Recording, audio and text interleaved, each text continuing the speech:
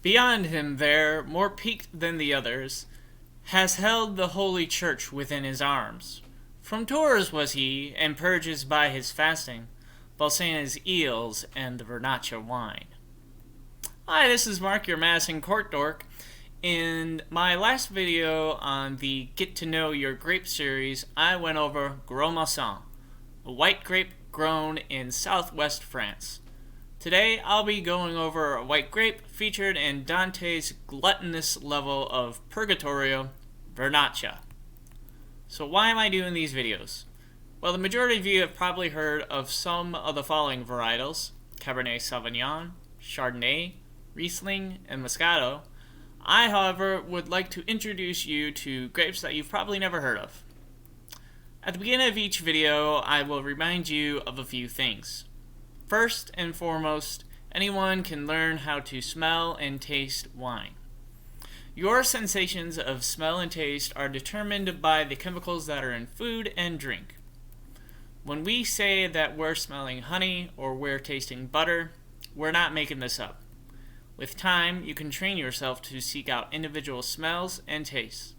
Just swirl your wine glass, close your eyes, and think about what you are smelling or tasting. This will help you appreciate and analyze wine. I'll keep bringing up several terms that I will define at the beginning of each video. Body is the mouthfeel you have when you taste the wine. It's analogous to milk. If it feels like whole milk, that's a full-bodied wine. If it's like skim milk, it's a light-bodied wine. If it's like 2% milk, it's a medium-bodied wine. Tannin is the astringency you feel in your mouth that some wines have. It makes your tongue feel like it's sticking to your teeth or to the roof of your mouth. Acidity is how watery your mouth feels after you swallow. The more watery, the higher the acidity. Okay, so on to Vernaccia. Vernaccia translates to vernacular and can be applied to any local grape. Vernaccia grows in different parts of Italy and is used in many Italian blends, but the grape is primarily associated with di San Gimignano in Tuscany, and yes, I'm quite confident I mispronounced that. The grape is ancient and has many clonal varieties. The origins of Vernaccia are unknown at this time. They range from Eastern Europe, Greece, and even during the Roman Empire times. But there is no conclusive evidence.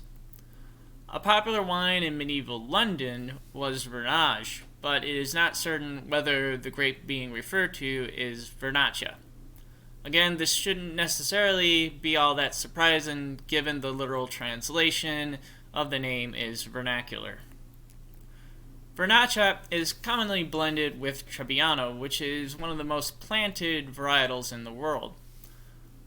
The grape is also grown in Sardinia, which is where they blend it with other white grapes too.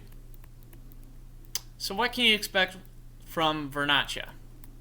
Well, it's a medium light-bodied white wine. It has no tannins. Vernaccia has a medium-high level of acidity and is pretty dry. The alcohol by volume can range from 11.5 to 13.5%. Vernaccia is meant to be drunk in a white wine glass should you have one.